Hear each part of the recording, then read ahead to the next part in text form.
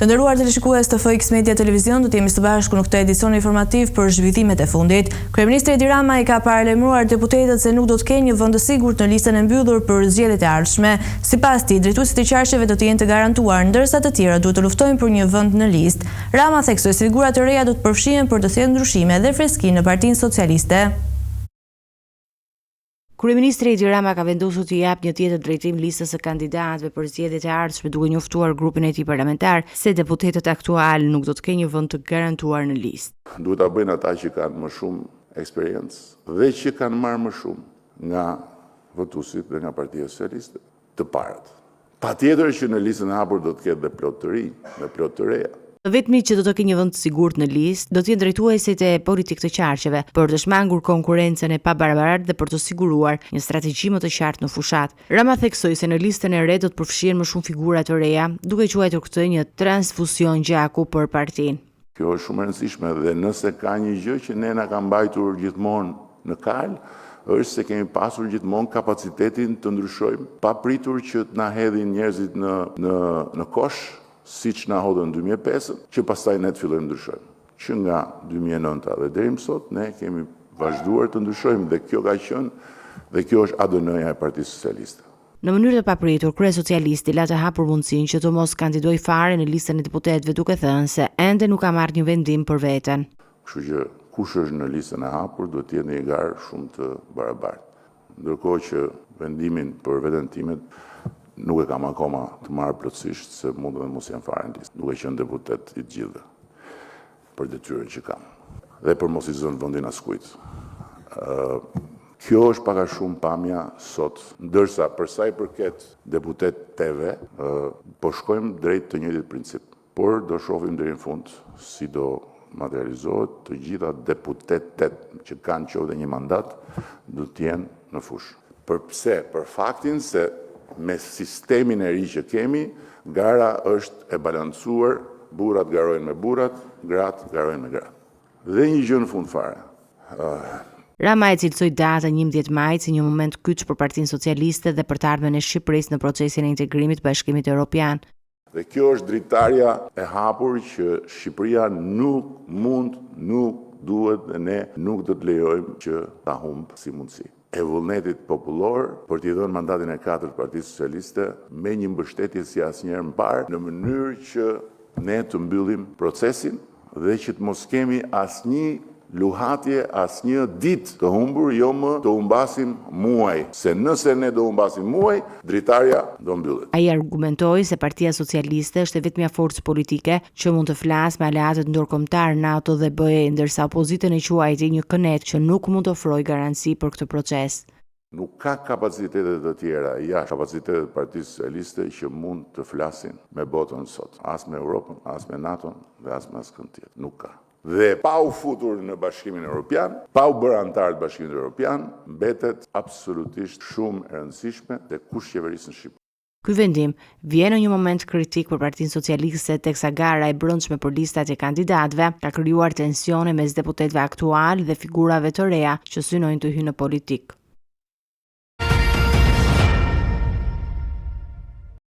Sali Berisha, kryetari i Partisë Demokratike, paraqiti për herë të parë programin e tij elektoral pas formimit të koalicionit Aleanca për Shqipërinë Madhështore. Kryetari i Partisë Demokratike Sali Berisha mbajti daljen e tij të parë publike pas firmosjes së koalicionit Aleanca për Shqipërinë Madhështore, ku shpalosi pjesë të programit të tij elektoral. Me zotimin solem se 3 muajt e parë nuk do kesh shqiptar që nuk do marr 200 euro minimum jetik.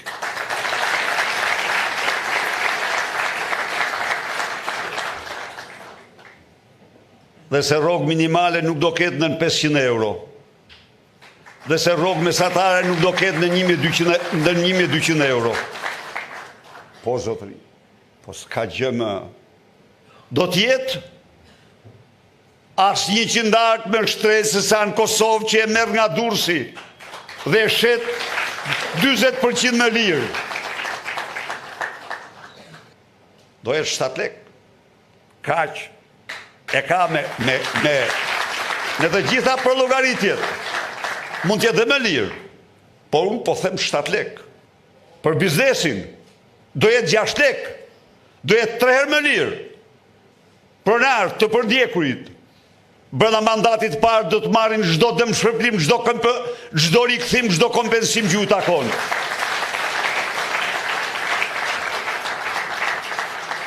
Ai premtoi se nëse rikthehet në pushtet, Shqipëria do transformohet në një superfuqi energjetike në rajon, duke përmendur gazifikimin si një nga projektet kryesore të koalicionit.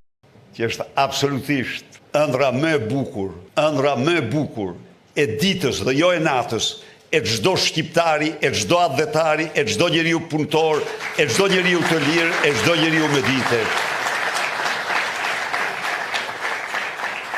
Berisha në fjalën e tij në prezantimin e koalicionit Partisë Demokratike Shqipëria Madhështori u përgjigj sulmeve të kryeministrit Edi Rama.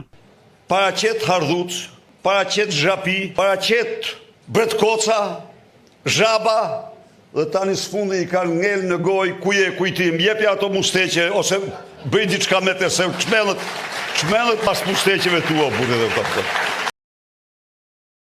Partia Demokratike nuk ka finalizuar ende një marrëveshje përfundimtare me aleatët për listat e kandidatëve, ndonse u ka garantuar 8 vende të sigurta për 5 prej tyre.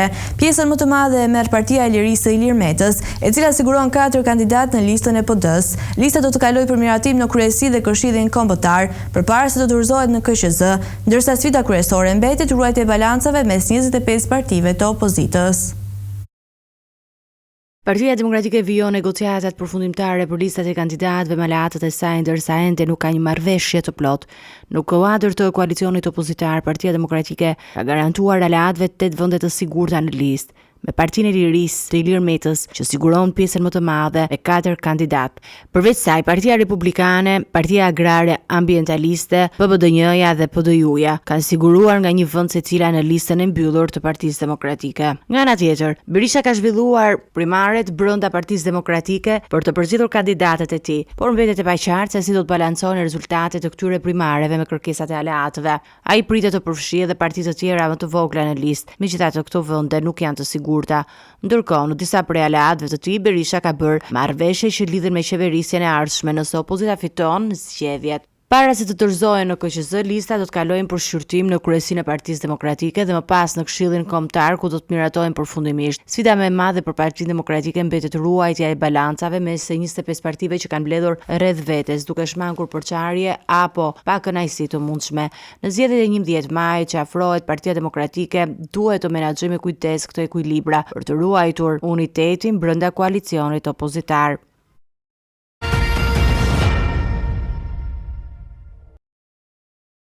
Gjykata e Apelit të Posaçëm do të shqyrtojë të martën ankimimin e kryetarit të Bashkisë së Tiranës Erion Veliaj kundër masës së sigurisë arrest në burg. Veliaj ka reaguar në rrjetet sociale duke e cilësuar çështjen si një akmarrje politike dhe një shkelje të drejtave të tij.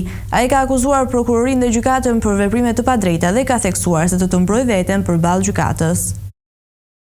Të martën gjykata e Apelit të Posaçëm do të shqyrtojë ankimimin e kryetarit të Bashkisë së Tiranës Erion Veliaj kundër vendimit për masën e sigurisë arrest në burg. Vendimi për arrestimin e tij ka shkaktuar debat të madh politik dhe juridik në vend, ndërsa Veliaj e ka cilësuar këtë proces si të motivuar politikisht. Në një reagim të gjatë në rrjetet sociale, kryebashkiaku i Tiranës ka akuzuar organet e drejtësisë për një hetim të padrejtë dhe për përdorim të metodave të epokave të kaluara. Ai ka thënë se është përballur me një vetting të paligjshëm, por më shumë se 20 vjet dhe ka krahasuar situatën e tij me praktikat e ndjekura në regjimet e së kaluarës. Veliaj e ka konsideruar arrestimin e tij si një grush ndaj qytetit dhe një përpjekje për të ndikuar në fushatën zgjedhore. Shpatja i dënuar pa gjyq që në njësje ndodhi në ditët më të errta të ferrit komunist, por jo në një demokraci europiane. Hetimi jo biografisë personale apo vettingu të paligjshëm si ky imi për 20 vjet ndodhte vetëm në kohën e Zali Enverit, por jo sot në shekullin e 21.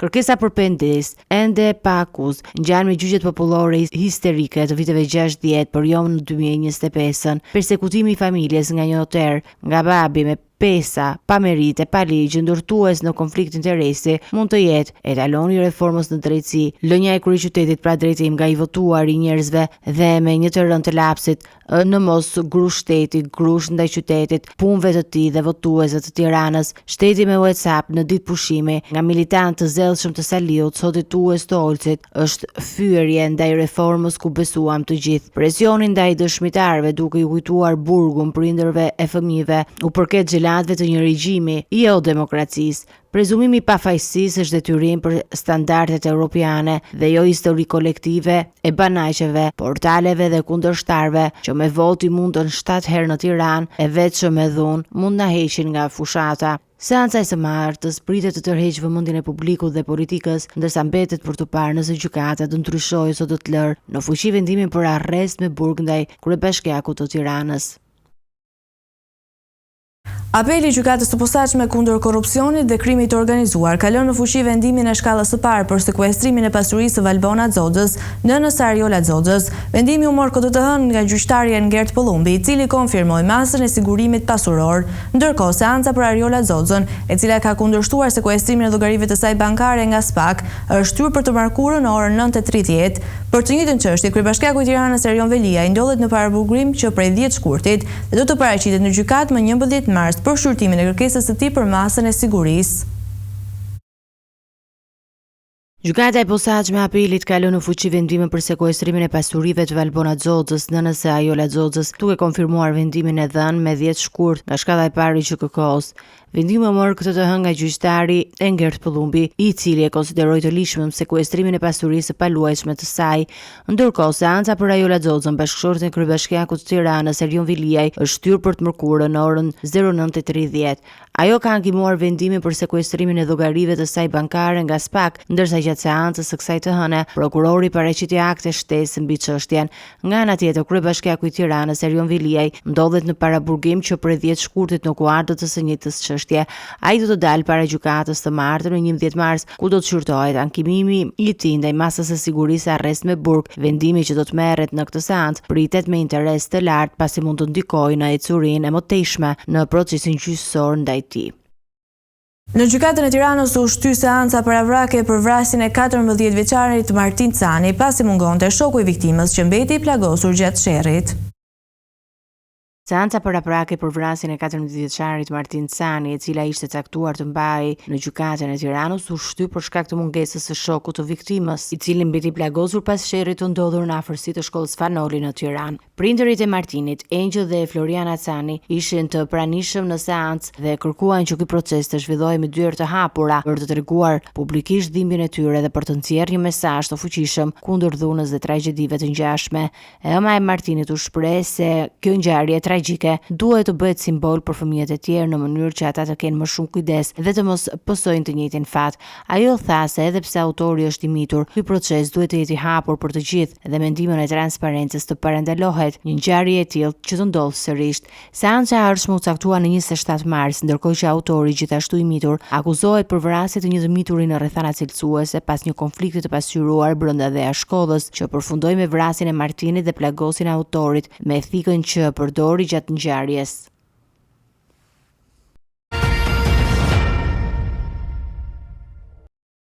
Gjykata e lartë do të zgjyrtojë nesër në 11 mars rekursin e ish deputetit demokrat Ervin Saliani kundër dënimit me 1 vit burg që i ka marrë për dosjen e njohur Babale.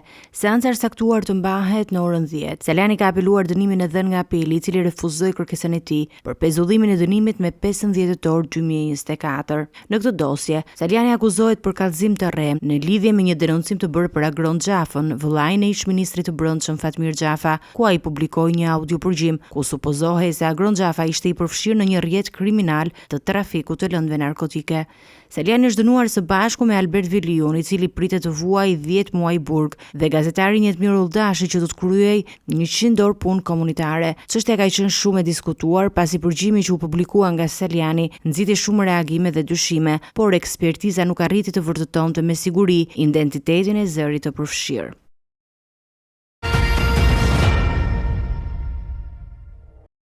Një grup i dyshuar i antarëve të bandës kriminale shqiptare Nikla është arrestuar në 2 episode të ndryshme në Francë dhe Luksemburg për vjedhje të rreth 50 banesave luksoze dhe vilave të personazheve të njohur në Francë dhe Belgjik. Kryetari i bandës, Edison Pulaj, i cili ishte në Arati, u kap në 20 janar të këtij viti në Luksemburg për llogari të autoriteteve franceze.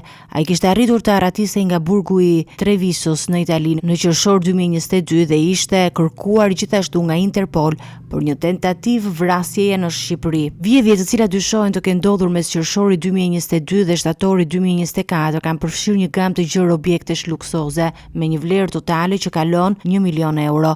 Grupi dyshohet se ka synuar dhe vjedhur banesa të VIP-ave dhe figurave publike, përfshirë futbollistë të njohur, këngëtar si dhe pilot të Formula 1-s. Hetimet e autoriteteve kanë zbuluar se pula ishte pjesë një rrjeti të organizuar që operonte kryesisht në rajonin Grand Est të Francës dhe në zonën e Parisit. Në kërkimet dhe kontrollet e kryera nga autoritetet janë konfiskuar bizhuteri të vjedhura, orë luksoze, madhra lëkure të shtrenjtë, para të gatshme dhe automjete me një vlerë totale që kalon 650.000 euro. Banda dyshohet se është përgjegjëse për mbi 49 vjedhje dhe dëmet e shkaktuara, të cilët tashmë e kanë kaluar 1 milion euro. Hetimet e mëtejshme pritet të zbulojnë më shumë detaje rreth operacioneve të kësaj bande të strukturuar dhe lidhjeve të mundshme me organizata të tjera kriminale.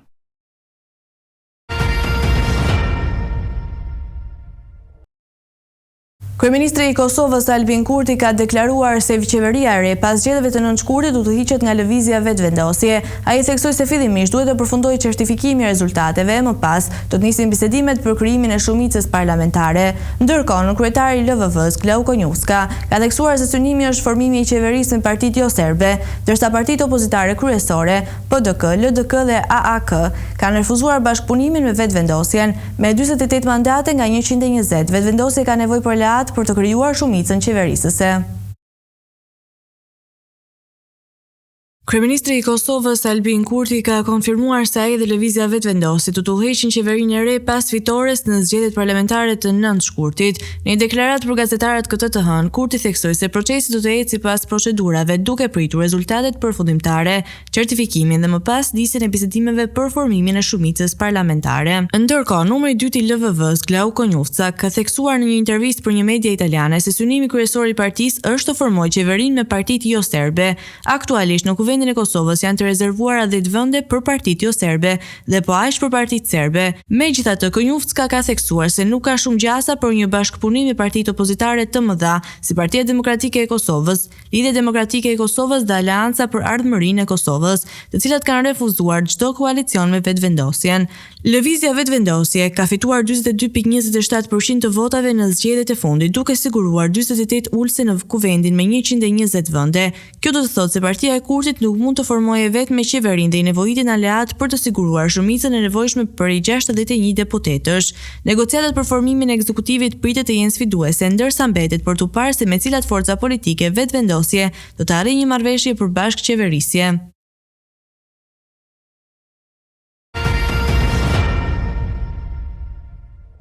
Do të vëmë me lajme nga bota. Aksionet e firmave europiane të mbrojtjes kanë shënuar rritje të ndjeshme pasi Bashkimi Evropian ka intensifikuar përpjekjet për forcimin e mbrojtjes së tij. Vendimi i administratës Trump për të kufizuar ndihmën ushtarake për Ukrainën dhe për të reduktuar angazhimin në sigurinë europiane kanë nxitur vendet e BE-s të rrisin shpenzimet e mbrojtjes. Liderët europian kanë diskutuar një plan ambicioz për $860 milion për riarmatimin e kontinentit, ndërsa shtetet anëtare përballen me sfidën e ndërtimit të një industrie të fuqishme të mbrojtjes. Aksionet e kompanive europiane të mbrojtjes kanë përjetuar një rritje të fortë gjatë javëve të fundit, si pasojë e angazhimit të Bashkimit Evropian për të forcuar mbrojtjen e tij. Ky zhvillim vjen në një kohë kur Washingtoni ka sinjalizuar se nuk do të jetë më garantuesi kryesor i sigurisë europiane, duke e lënë Bashkimin Evropian të marrë masa për të mbrojtur veten. Eksperti financiar Tim Oschenstern nga banka gjermane Stobing AG deklaroi se tregjet tashmë e kanë kuptuar nevojën e Europës për të krijuar mbrojtjen e saj të pavarur, duke marrë parasysh ndryshimet në qasjen amerikane. Në një takim në Bruksel, liderit e Bashkimit Evropian dhe presidenti i Ukrainës Volodymyr Zelenski diskutuan mbi një plan të madh riarmatimi me vlerë $860 miliardë, i cili do të financohet përmes bonove të thesarit të Bashkimit Evropian dhe lehtësirave për huamarrje. Përveç kësaj, vendet të ndryshme anëtare përfshirë Gjermaninë, po shqyrtojnë mundësinë e ndryshimit të rregullave të brendshme për të lejuar investime më të mëdha në mbrojtje. Friedrich Merz, i cili pritet të ikë kancelari i ardhshëm i Gjermanisë, theksoi se çdo shpenzim i nevojshëm për mbrojtjen duhet të bëhet pa vonesë, duke marrë parasysh kërcënimet në rritje prej sigurisë europiane. Ndërkohë, vendimi i administratës Trump për të pezulluar ndihmën ushtarake për Ukrainën dhe për të kufizuar eksportin e disa armë amerikane ka shtuar shqetësimet në Bashkimin Evropian. Kjo ka forcuar vendosmërinë e liderëve europian amerikan për të ndërtuar një industri të mbrojtjes më të pavarur, megjithëse ekspertët paralajmërojnë se ky proces kërkon kohë dhe investime të mëdha. Pavarësisht kësaj qasje të re, Europa nuk është plotësisht e bashkuar në strategjitë e saj, ndërsa shumica e vendeve të Bashkimit Evropian mbështesin fuqishëm Ukrainën, Hungarinë dhe Slovakia ka shprehur rezerva për ndihmën e mëtejshme ushtarake. Kjo përçarje mund të komplikojë përpjekjet e Bashkimit Evropian për të krijuar një politikë të unifikuar të mbrojtjes dhe për të garantuar një mbështetje të qëndrueshme për Ukrainën. Ish-presidenti amerikan Donald Trump ka deklaruar se Ukraina mund të mos i mbijetojë luftës me Rusisë edhe me mbështetjen e Shteteve të Bashkuara. Në intervistë për Fox News, ai mbrojti vendimin për tërheqjen e ndihmës ndaj Kievit dhe u shpreh skeptik për të ardhmen e Ukrainës. Trump theksoi se synimi i tij është ndërmjetësimi i një marrëveshje paqeje mes Kievit dhe Moskës, duke sugjeruar një qasje më pak armiqësore ndaj Rusisë. Ish-presidenti amerikan Donald Trump ka dhënë një deklaratë të fortë në një intervistë për Fox News, ku theksoi se Ukraina mund të mos mbijetojë dhe me ndihmën e Shteteve të Bashkuara. Ai mbrojti vendimin e tij për të tërhequr mbështetjen për Kievin, duke privuar një tablo të zymë të situatës së vendit, që prej 3 vitesh është në luftë me Rusinë. Po Ukraina mund të mos mbijetojë gjithsesi, ne kemi disa dobësi përballë Rusisë dhe tani kemi ngecur në këtë rrëmuj, tha Trump gjatë intervistës. Ish-presidenti, i cili ka kritikuar vazhdimisht administratën Biden për mbështetjen e saj ndaj Ukrainës, përsëriti se presidenti Volodymyr Zelensky nuk ka treguar mirënjohje për ndihmën amerikane. Sipas Trumpit, administrata e mëparshme ka dhënë fonde për Ukrainën si karamele, pa kërkuar llogaridhënie nga Kievi. Duke u distancuar nga politika e jashtme e administratës Biden, Trump ka kërkuar të pozicionohet si ndërmjetës në konfliktin Rusi-Ukrainë, duke e vënë theksin më shumë tek presioni mbi Ukrainën se sa mbi Moskën. Megjithatë, javën e kaluar ai paralajmëroi masa ndëshkuese edhe ndaj Rusisë, e cila tashmë po përballet me disa nga sanksionet më të ashpra të vendosura ndonjëherë nga SBA-ja për shkak të pushtimit të Ukrainës. Këto deklarata vijnë në një moment kritik për Ukrainën, e cila vazhdon të kërkojë mbështetje nga aleatët perëndimor për të vazhduar rezistencën kundër agresionit rus. Pavarësisht skepticizmit të Trumpit, Shtëpia e Bardhë dhe Kongresi Amerikan mbeten të ndarë mbi qasjen që duhet të ndjekin ndaj Ukrainës dhe ndikimin e politikave të ardhshme të Trumpit në këtë çështje. Mbi 500.000 pasagjerë në Gjermani pritet të përballen me anulime dhe vonesa të mëdha për shkak të grevës 24 orëshe të punojësve të aeroportit. Greva organizuar nga sindikata Verdi ka përfshirë 13 aeroporte kryesore, duke shkaktuar ndërprerje masive të fluturimeve. Në mesnatën e kësaj të hëne ka nisur një greve e gjerë në aeroportet gjermane, e cila do të zgjasë për 24 orë, duke ndikuar ndjeshëm në udhëtimet ajrore.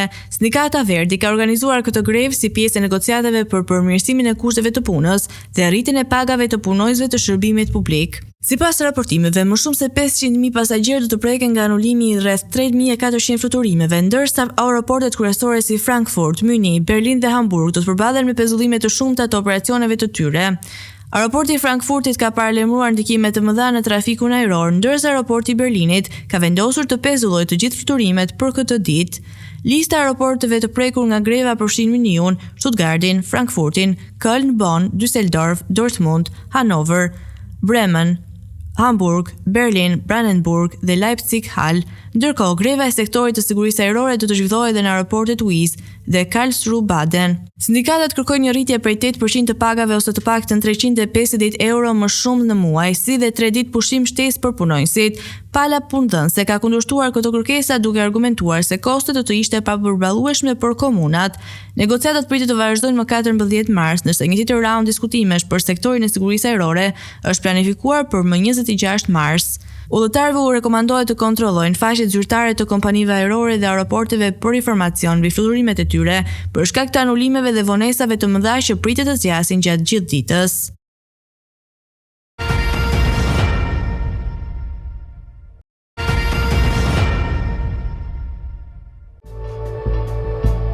Territori shqiptar për datën 11 mars 2025 parashikohet të përshkohet nga kushte atmosferike të paqëndrueshme.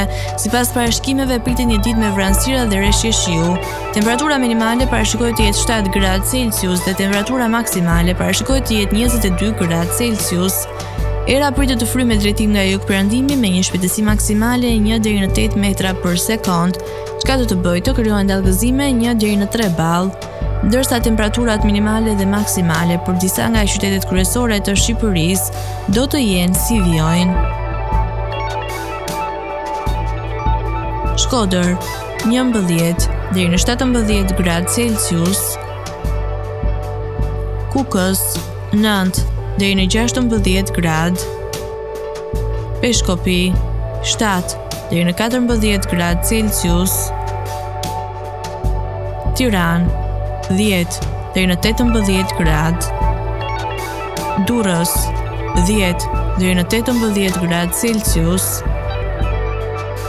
Kavaj 10 deri në 19 gradë, Elbasan 9 deri në 22 gradë, Berat 13 deri në 22 gradë Celsius, Korç 13 deri në 21 gradë, Vlorë 10 deri në 20 gradë Celsius, Gjirokastër 7 deri në 13 gradë, Sarand 10 deri në 16 gradë Celsius,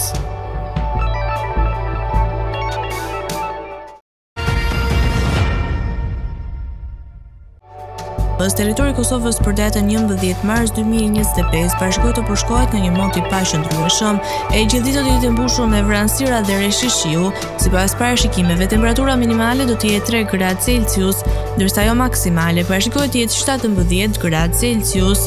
Era do të fryjë kryesisht nga juglindja me një shpejtësi maksimale e cila do të arrijë deri në 5 metra për sekond, ndërsa temperaturat minimale dhe maksimale të parashikuara për disa nga qytetet kryesore të Kosovës do të jenë si vijojnë: Mitrovic 7 deri në 16 gradë Celsius, Podujev 5 deri në 16 gradë, Skënderaj 4 deri në 15 gradë Celsius, Pej 8 deri në 13 gradë, Prishtinë 7 deri në 16 gradë Celsius, Gjakov 6 deri në 14 gradë,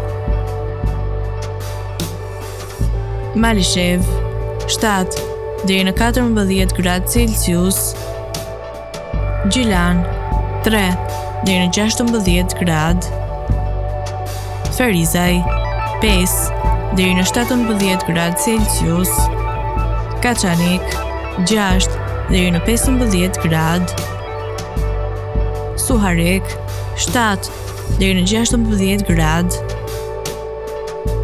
Prizren 7 deri në 17 gradë Celsius. Të nderuar teleshikues, kjo ishte gjithçka e përgatitur për edicionin e sotëm. Vazhdo të rishim sërish në edicionin e ardhshëm. Deri atëherë, mirë takofshim.